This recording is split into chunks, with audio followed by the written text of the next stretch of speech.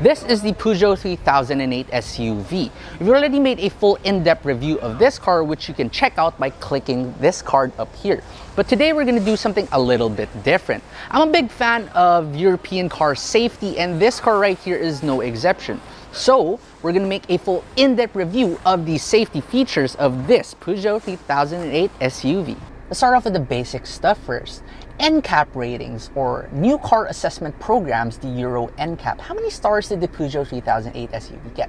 Got a total of 5 stars, the highest rating that a car can get.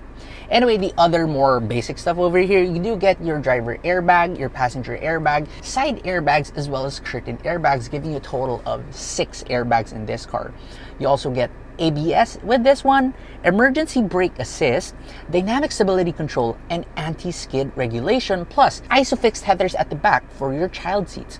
But now on to the more cooler stuff out there, or the ADAS features, advanced driver assistance systems. You get your active blind spot detection, you also get your active lane keep assistance, as well as advanced driver attention warning. In addition to this, you do get your advanced grip control with 4 configurable modes, hill assist and descent control, front parking sensors, and a Visual Park 180-degree reverse camera. We're going to check out each and every one of those in a while. So for the first ADAS feature, we're going to start off with active blind spot detection.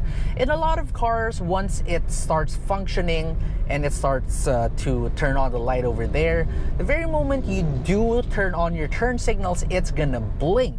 However, for the Peugeot 3008, it simply remains constantly on. So you're just gonna see that tiny orange dot right there by your side mirror, and that's about it. Next is the active lane keep assistance. This one works only at about 60 kilometers per hour and above. So it doesn't keep you centered in your lane, but at least if you are drifting off towards either sides of the lane markings, it will slightly veer you back by itself. The steering wheel will move ever so slightly by itself to move you back in your lane.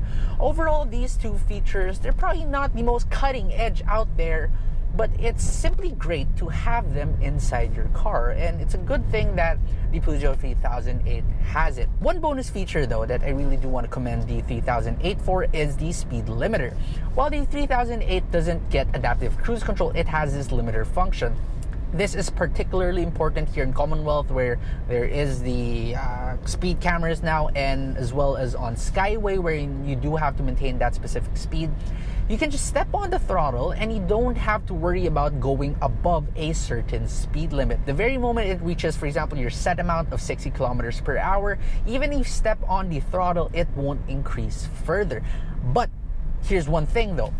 In case of emergency and you do bury your foot down, it will override that speed limiter and it will allow you to accelerate, which is a really nice touch. The next feature we're going to talk about is advanced driver attention warning.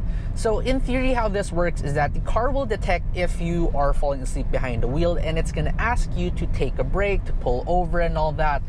But for some reason, this is one of the downsides of this car. I can't seem to make it work despite me being incredibly sleepy right now and trying to fake falling asleep. It doesn't seem to activate, so I'm not exactly sure what particular parameters needs to be met for the car to tell you to take a break. Perhaps you have to be driving a certain duration before it's going to work, and before it starts detecting all that. That I'm not sure. So in that aspect, maybe this particular feature will need some improvement from Peugeot. Next two features we do have to talk about is the advanced grip control, as well as the hill assist and descent control. So right now I am in the city, so I don't really have all the opportunity to test out these features right here.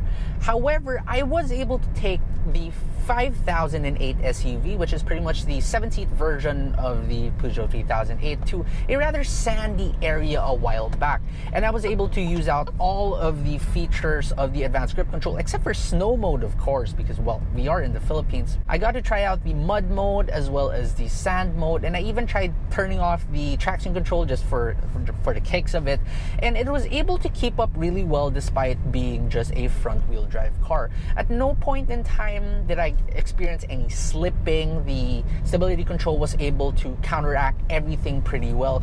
Granted, the part that I did take it up is not some extreme off-roading track, but it's just nice to know that in those mild off-road places that you want to take your car, it can keep up.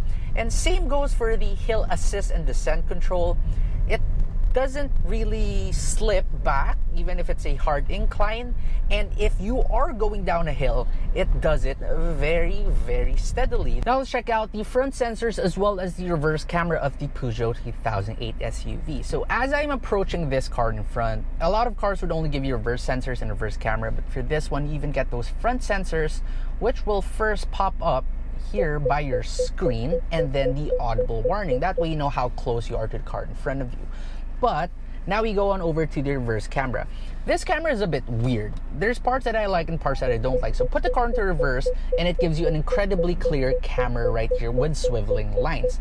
And it even gives you a top-down view, 360-degree top-down view of the car.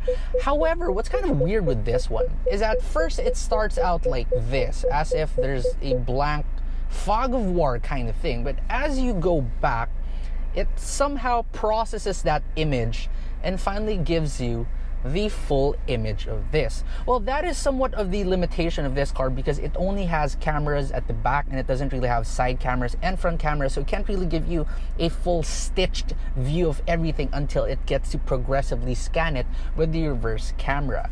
Overall though, this camera is still incredibly easy to use and it's still very helpful, and it's also pretty clear, helping you park this car very easily.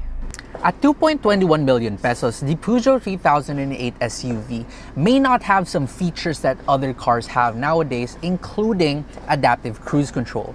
But given that it has its 5-star Euro NCAP rating, some things that not a lot of cars here in the Philippines have, as well as the already available ADAS features in this car, I think this car is one of the more safer cars out there in the market and is absolutely worth it when it comes to its price.